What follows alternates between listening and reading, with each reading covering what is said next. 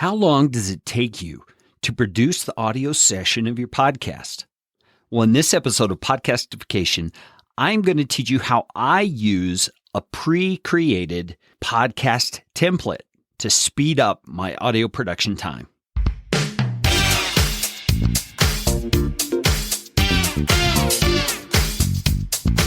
My name is Kerry Green, and I am the Client Happiness Guy at PodcastFastTrack.com, and this is Podcastification. This show is all about podcasting. How to do it, how not to do it, best practices, interesting news items that have to do with the realm of podcasting, and who knows what else. And I'm trying to do it all with a little bit of fun and some information to help you get a show going, keep yours going, or make it better. And if you like what's going on here on the show, I would appreciate it, so appreciate it, if you could leave a rating or review on iTunes. You can find out how to do that at podcastfasttrack.com/review. That's enough of that kind of stuff. Let's get you podcastificated right away.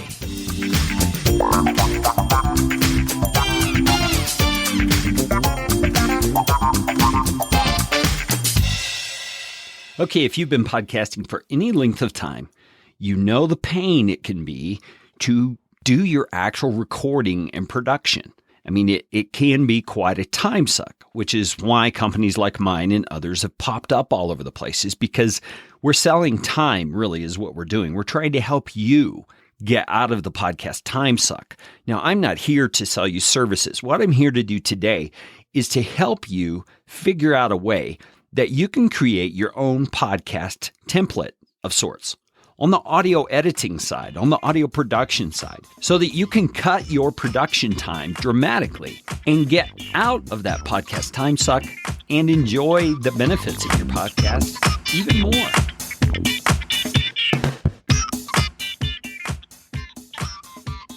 Okay, well, before we go on, let's define exactly what I mean by a podcast template. Now, you know what a template is. A template is like a pre-created sort of a thing that serves as an outline or as a guide to you. And the purpose of a template is to keep you from having to recreate the same thing over and over and over and over. I mean, just think about if you do 100 episodes or 200 episodes or 500 episodes in the history of your podcast, and you are recreating some of the same things every single week, after week, after week, after week. I mean, it gets old, doesn't it? Well, a template is designed to help you avoid that. So let me give you an idea of what I mean by an audio editing template. It doesn't matter what audio recording software you're using. It could be Audacity, it could be Logic Pro, it could be Hindenburg Journalist, it could be GarageBand, Adobe Audition. Any of those will have the capacity to allow you to import elements into that project or that session, some of them will call it, and to put them in certain places, to name them certain things, to optimize the levels on those particular elements. And then here's the key: save that project or save that session with a name you recognize, such as name of your podcast -template, and then open that and reuse it every time you do a podcast recording. So does that make sense? You're pre-creating the format and the layout of your podcast. And of course, you'll have to adjust some things, put them in different places from episode to episode, because nobody's episodes are usually exactly the same length, and no transitions always happen at exactly the same place in the recording in terms of the timestamp. But you get the idea. You can create this template so that you're not having to re-import the same elements that you use in every episode over and over again. So let's walk through my example. I want to tell you how this looks for me, how I do it, so that you can get ideas about how you can do it given your situation. Now let me lay the groundwork for that.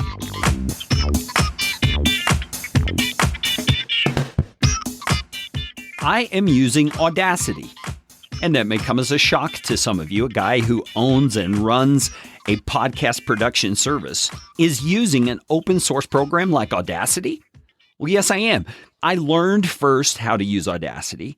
I learned how to use it well, and I love it. I think it's very powerful for a podcaster especially because there are so many things you can do in Audacity using this open source platform. Now, this isn't an advertisement for Audacity, but I do believe in the program, and that's what I use. So as I walk through how I create my template, keep in mind, I'm using Audacity. So if you're using one of those others I mentioned, like Adobe Audition or Logic Pro or Hindenburg or something else, the terms are going to be different, but the concepts will be the same.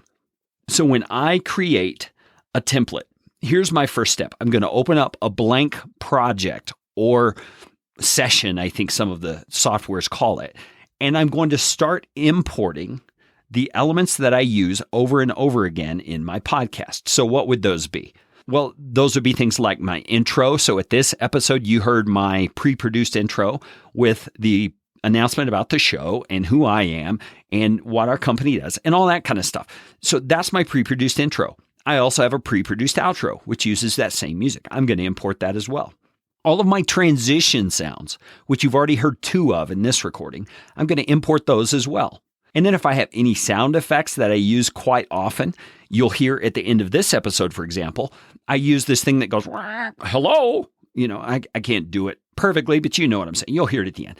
I import that sound effect, and were I to have any sponsor messages, which I actually do at the very end of my episode, I have this little discount code that I give at the end of my episodes to anybody who wants to try our service, 15% off on their first month. I import that as well.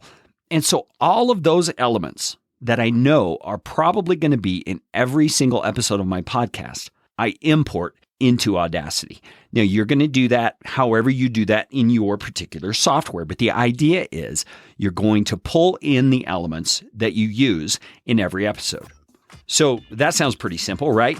So let's go on to the next step. And this is a key step to help you keep yourself organized and on track from episode to episode.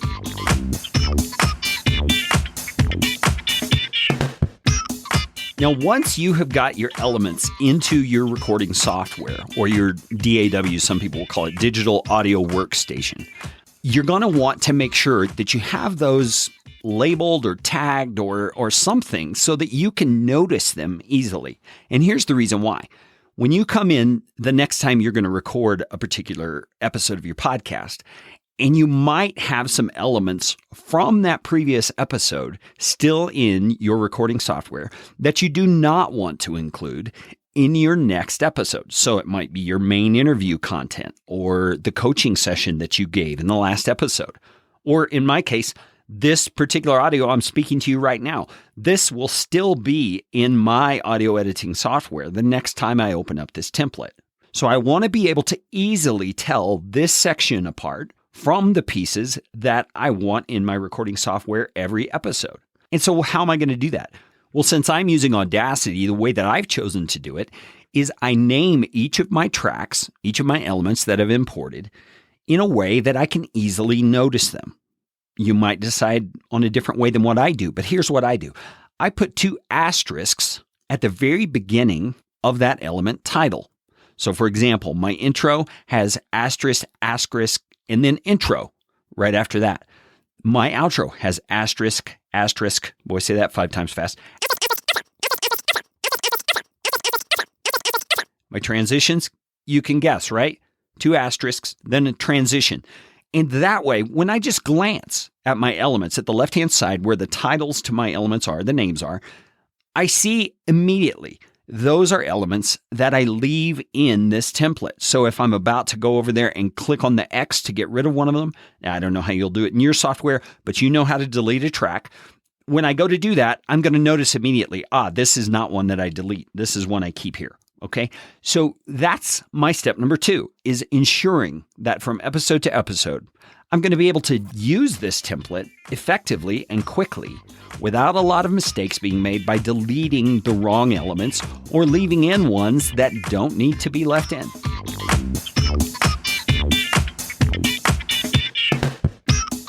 So my next step, what I've chosen to do next, is I will then take those elements that I've imported into my project, that's what it's called in Audacity, and that I have renamed so that they're easy for me to notice.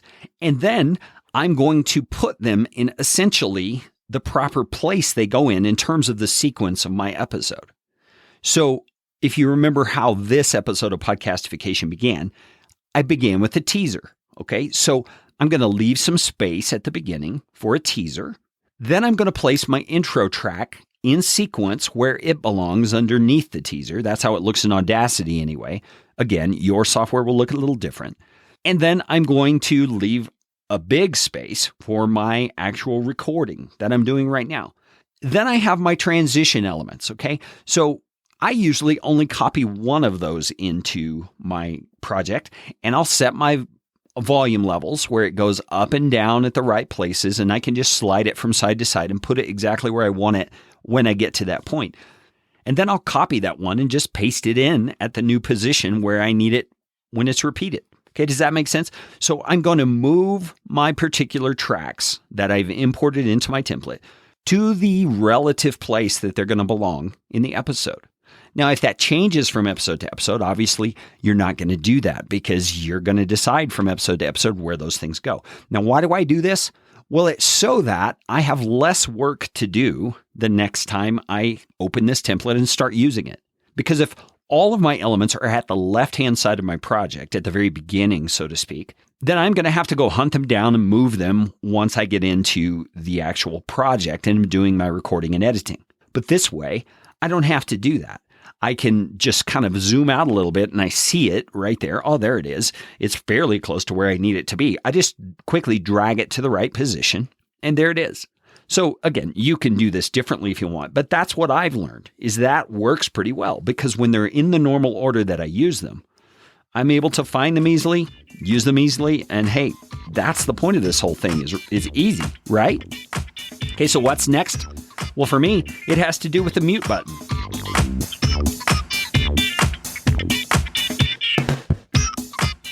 Now, I assume it is this way in every audio recording software. The ones that I've mentioned, Adobe Premiere and Hindenburg and all those, I haven't used all of those, so I don't know exactly if that's the case. But I assume there is some way that you can mute an individual track, okay? So an individual element you've pulled in, say it's your intro, okay? You should have a way of hitting a mute button on that. In Audacity, it's really obvious. It's over on the left-hand side of every track. There's a mute button and a solo button. And here's a little bonus tip for you. If you don't know what the solo button does, when you click the solo button, it makes that track alone all you're going to hear. It mutes everything else. So it's kind of the opposite of a mute. It's a reverse mute, so to speak. But anyway, back to that mute button. I'm going to go through, after I get these things into my template, and I'm going to mute every track that I've pulled into the project or the session. And why am I doing that? Well, it's so that when I come back into this project in the future, to work on future episodes, what I do is I record directly into the project. Does that make sense? I record this audio that I'm talking to you right now directly into this project. That's what I'm doing right now. I've already got all my other elements in here, but they're all muted. And the reason they're muted is so that if I'm recording, talking along to you as I am right now, and a transition sound, for example, comes up in another track at this portion, because I've moved it where it needs to be, relatively speaking, I don't hear that in my headphones and get distracted by it, but I do see it visually. And so I realize, hey, this is pretty close to where my transition goes. Then when I go back to edit and move that transition where it needs to go, I know pretty relatively where it is and I can work more quickly. So having your tracks muted is not something you essentially have to do. But for me, it's helped me to do my recording more quickly by not being distracted, and also by visually being able to see those files and recognize where they are so that I can go back and grab them quickly and place them where they need to be. So I've imported my tracks, I've moved them where they need to go, I've muted them, and then I'm going to do the most important step of this whole process.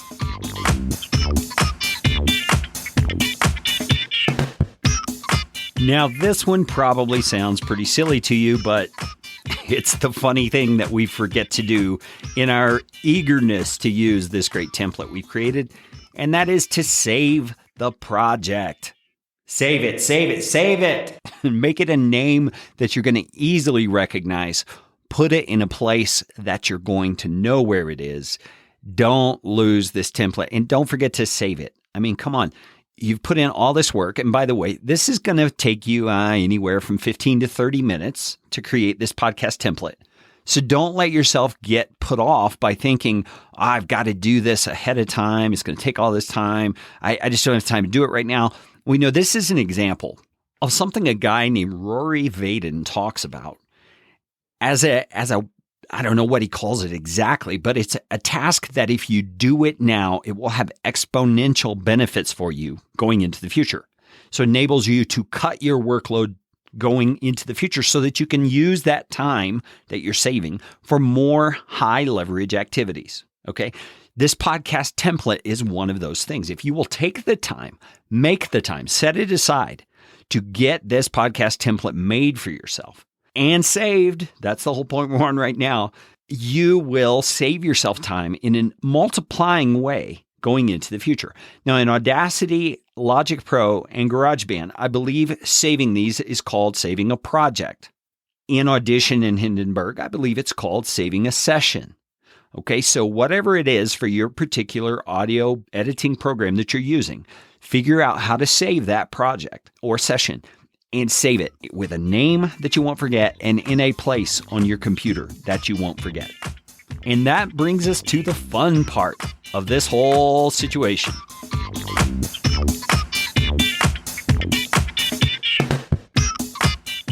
The next time you are ready to record your podcast or to do your editing on your podcast, all you've got to do is open up this template and you're ready to go. And you'll have two options there. Number one, you'll either record the main content of your show directly into your template like I'm doing right now. This works great for solo episodes or episodes that you might do live with a mixer board where there might be more than one person speaking, like you have a co-host or something, but you're in the same room or you're using Skype through your mixer to bring everything into your recording software at once. Okay. You would record directly into your template because your template is going to be laid out already and it's going to make your workflow in the future as you do your editing much faster. But the other option is that you may not record directly into your template. You may import files from another recording session. So say you used Ringer or Skype or Zencaster to do a long distance recording with someone. Well, that recording session is going to provide you a file of some sort. It's going to be a WAV or an MP3 or something like that. And you are going to then import that into your audio recording software as your main content.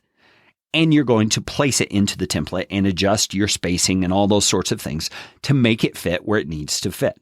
But do you see what you've done? You're not having to re-import that intro and outro and transitions and sponsor messages and sound effects and anything else that you want to have in your typical episode. All you've got to do is import that thing, adjust a few things in terms of sequence and spacing, and you're good to go. That's the beauty of having this podcast template in place. Now, just a few last tips about how to go about your production from that point on when you've got everything into your podcast template and ready to go.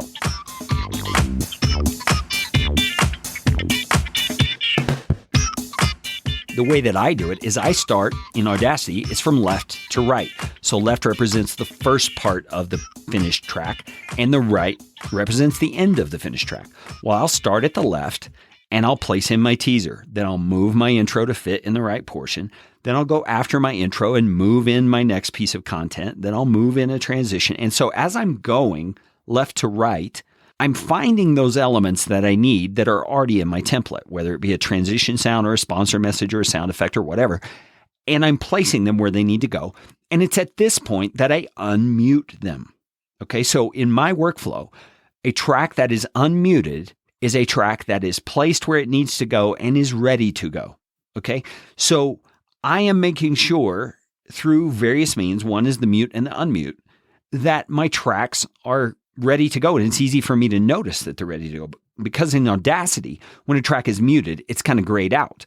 I would assume in the other audio editing platforms, it'll be something similar to that. So this is where I unmute, I go through and I edit, going left to right as I'm placing elements. I'm listening to that main track. I'm doing any editing or optimizing I'm needing to do. You see, it all is sequential for me. It goes from the beginning of the track to the end of the track. So when I get to the end of the track, and I place my outro where it belongs, and I place my little 15% off blurb that I have at the very end of the episodes, when I place that where it needs to belong, I know that I'm done. I know I've finished everything. I haven't overlooked an item in my podcast production. Now, there is one more step that I take after that to ensure that everything is correct, and I bet you can guess what that is.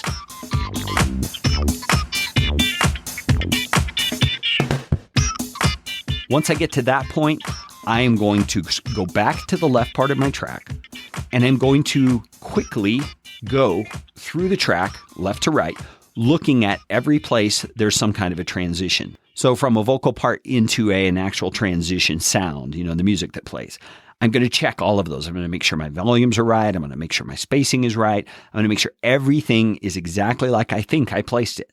Because things happen sometimes. You'll accidentally hit a shortcut key that you didn't know you hit, and it bumps something to the right or to the left, or it deletes something that you didn't intend to delete. And so it's your job as the podcaster, obviously, to do the quality control on your recording.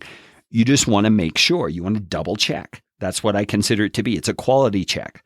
So I'm going back, just checking things. And this usually takes me less than 5 minutes. I'm just ensuring that everything is exactly like I want it before I hit that export or that save or whatever I'm going to do to ensure that I get that audio file out and ready to upload to my media host. Hello? There's that sound I was talking about. Did you hear it? Well, I trust this has been helpful to you, because this idea of having a podcast template that you can use for your audio production week after week after week is an exponential savings of time. For me, I used to import my elements every single time when I first started podcasting. So I'm always importing the intro. I'm always importing the outro. I'm doing it every time I record. And I realized over a short period of time, is there some way I can keep these in? Well, you've heard the process now of what I developed. And it probably saves me 5 minutes at least on every time I record my podcast. Well, you add that up, 5 minutes a week for 52 weeks a year. That's 4 hours and 33 minutes you've saved over the course of a year just from having a podcast template. So that's this episode of Podcastification. I want to thank you tremendously for devoting your time to learning how to make your podcast better through the Podcastification podcast. One quick call to action I have for you. Would you please share Podcastification with someone that you know could benefit from this episode? Now, you can go out and blast on social media if you want about Podcastification. I wouldn't mind that at all. But I'm more concerned that you take a little bit of time to think about the specific people in your life, other podcasters you know, who might benefit from this content, and share it specifically with them. And the best way to do it is through a text or an email with a little personal note from you saying why you think they would benefit from this episode of Podcastification. Hey, you know what time it is, right? It's time for you to go out and live a podcastificating day.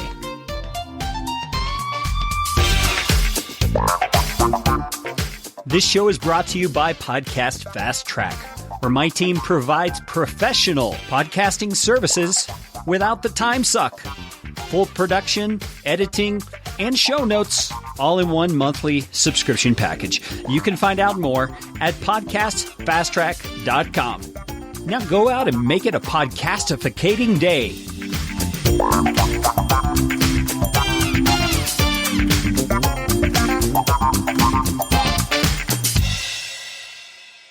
Audio editing and show notes by podcastfasttrack.com. Get 15% off your first month by mentioning this show.